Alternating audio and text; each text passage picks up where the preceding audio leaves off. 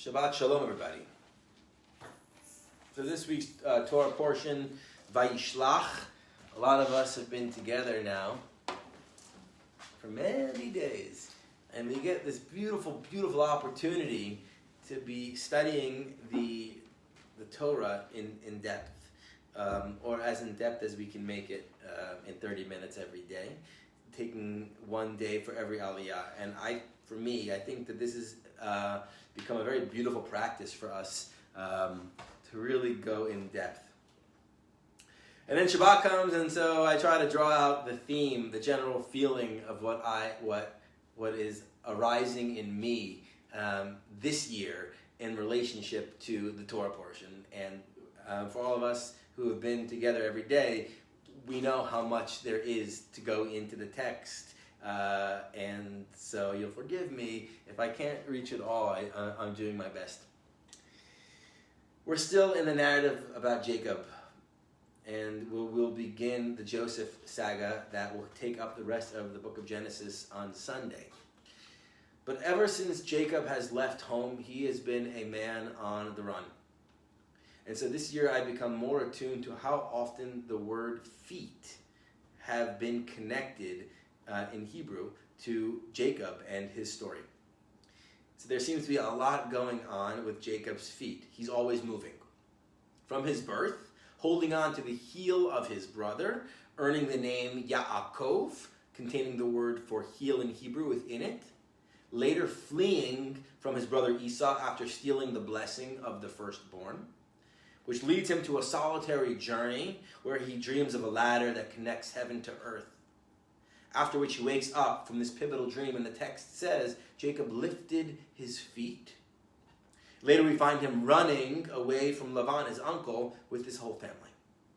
He's constantly moving, and I wonder about this impulse, right? To move, that seems to be a major part of his adult life.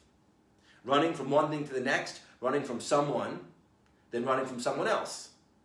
It feels exhausting, and so I wonder, Jacob, what are you running from?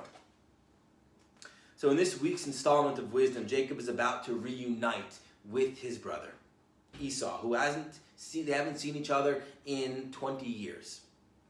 Having left on bad terms, he's afraid of this encounter, and so much so that he wants to split up his family into two separate camps in case Esau and his 400 people attack him. The night before this meeting, there is this night encounter, which I see as a watershed moment for Jacob. The text reads, Jacob was left alone, and a man wrestled with him until the break of dawn, and he saw that he had not won out against Jacob. And he touched Jacob's hip socket, and Jacob's hip socket was wrenched as he wrestled with him. And he said, "Let me go, for dawn is breaking." And Jacob said, "I will not let you go unless you bless me." And he said to him, "What is your name?" And he said, "Jacob." And he said, "Not Jacob shall your name be hence, but Israel, Yisrael. For you have striven with God and man, and won out." And Jacob asked and said, "Tell me, pray, what is your name?" And he said, "Why should you ask my name?" And Jacob called, and he left. And Jacob called the name of the place Peniel, meaning, I have seen the face of God, and I have come out alive. And the sun rose upon him, and he passed Peniel, and he was limping on the hip. Again, a connection to his legs and to his feet. Jacob takes his immediate family, places them on one side of the river, and then crosses back over, and he is alone. Alone like he was in the beginning of the journey some 20 years earlier. What happened that night when he crossed back over that river and he was alone? Who did he wrestle with on that dark night? The Midrash in Genesis says that it was his brother Esau's guardian angel. Rabbi David Kimchi, the Radak, says that it was the angel Gabriel coming to strengthen Jacob before meeting his brother Esau the next day. But perhaps the interpretation that I like best this year is that this ish, which is the word in Hebrew that is used, this being that he wrestles with, is but an aspect of himself. We might call it his shadow, and this encounter a dark night of his soul. For Jacob, it is time to stop running, stop deceiving, time to confront, time to transform and not run away. Jacob, you've been doing this your whole life. It's time to face yourself and say, as Shakespeare would say in The Tempest, this thing of darkness, I acknowledge mine. And Jacob's tactic of running away doesn't work anymore, and it's time for a new tact. Running away doesn't serve him, and it isn't helping him grow. And as Pema Chodron, the Buddhist nun, teaches us, the same old demons will always come up until finally you have learned your lesson, the lesson they came to teach you, wherever you are. This adversary, whether we call it Jacob's demon, Jacob's shadow, Jacob's inner conflict, will follow him wherever he goes. And Jacob's struggle with this adversary, as Esther Spitz writes, was a numinous confrontation with the shadow or the dark, selfish side of him. When the adversary wanted to quit, Jacob said, no, I will not let you go unless you bless me. What did Jacob mean by this? He meant, I will not part from this experience unless I have found meaning in my suffering. Suffering of itself does not heal. Only suffering that has a meaning and is accepted willingly, that has the power to heal, to transform an individual into a whole person. That is, someone who is undivided, who can come to terms with him or herself and even with his enemies, as Jacob did with Esau and Lavan. Transformation or real change of character can take place in a person only when, through suffering, he or she engages in an active struggle with the shadow, the dark side of him or herself. So with Lavan behind him and the fear of meeting his brother in front of him, Jacob is forced to face himself and stop running, to listen to the voice of his fear, to listen to the voice of his suffering, acknowledging the totality of his self. Who am I with all of my pieces? I'm not alone anymore. I have a whole family. Who is the person I need to be, to seek to be? How do I find meaning in my life, in my pain? I can't avoid these confrontations anymore with others. I can't avoid myself. I must turn inward and face those parts of me that challenge me, that scare me. This is what the struggle is all about. By the riverside, at night, alone, with this ish, this man, angel, demon, adversary aspect of self. While all this may come off as a bit heavy, from this encounter, I recognize that there are many aspects of myself, as each one of us has many aspects of yourself, right? And some of these aspects, they will conflict with one another. Some of these feelings, they will conflict. And sometimes there is something else that is driving the flow of our lives. Call it our shadow, call it our blind spot, a facet of self waiting to be explored, acknowledged, integrated. For Jacob, it was time to slow down, stop running. And he literally did, had to. Once a runner, once a deceiver, he came out of this night encounter with a limp. He recognized his wound, and that is what makes him stronger, more aware of himself, and less divided. And to mark this shift in his life, he receives a new name. No longer is he Jacob, but Israel, Yisrael. And my favorite translation of Yisrael, of Israel, is God wrestler. For me, a God wrestler is anyone who struggles to experience what God means in their own life. A God wrestler strives to always see the sacred quality in all. The one who, instead of running away, chooses to face the fear, lean into the suffering, turn inwards and do the work.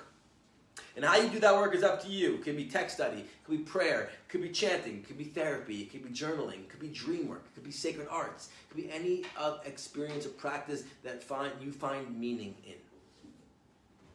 The list will go on. It is through these modalities that we begin to get a deeper understanding of ourselves, our struggles, our suffering, and our wound. And the gift of this work is to give ourselves a new name. To say, I am no longer Jacob, the one who runs, the one who deceives. I am Yisrael. And this is the new story that I want to tell. Jacob has come to show us the possibility of transformation and of renewal. To see all of the pieces as a complex whole and begin to learn how to integrate them. Jacob calls this place of transformation Peniel, the face of God. For in this place of solitude, in his struggle, in his fear and suffering, and in his transformation, he saw the face of God, that he was not alone in this growth. And for us, this is the practice, to call all places Peniel, to look within and out at the world with awe and to see the sacred in our spiritual growing pains. I see the outer journey and the inner transformation of Jacob in this week's reading reflected in the words of Henry Nouwen in this great book, The Wounded Healer, classic. He teaches us, the man who articulates the movement of his inner life, who can give names to his varied experiences, need no longer be a victim of himself, but is able to slowly and consistently remove the obstacles that prevent the spirit from entering. He's able to create a space for him, whose heart is greater than his, whose eyes see more than his, and whose hands can heal more than his. So Jacob confronts the rift in his life between his outer movements and his inner yearnings. He struggles and begins to unite the two. When Jacob's outer life can be a mirror of his inner life and his inner life be a mirror of his outer life, he creates the space for spirit to enter. He learns that he is so much bigger than Jacob. He is Yisrael. And after Jacob and Esau do meet, they reconcile. Esau kisses him, his brother, and they both cry, healing tears. When Jacob journeys on, the text says that Jacob journeyed on in peace. Having moved through a challenging transition in his life, forced to face himself and reconcile with his brother, he is now able to journey on with shalem, the text says, with peace and with wholeness. A peace that recognizes all his pieces. Not perfect, but in process, with a greater awareness of self. You see, why is the path to this awakening, to this undivided self, so long and so difficult? Because it has to pass through each and every one of us. So this is the lesson for all of us. We begin by asking, what am I running from? And can I slow down? And as Rabbi Ingber teaches us, how can I begin to make peace with all of my pieces? Can I honor the process by choosing a new name? I know that we, all of us, have the ability to choose a new name and tell a new story if we need to.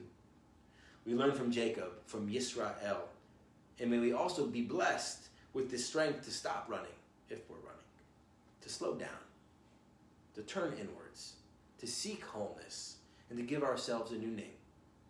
A name that honors our spiritual journey and our sacred practice, our sacred path together. And I wish everyone a sweet Shabbat, Shabbat Shalom.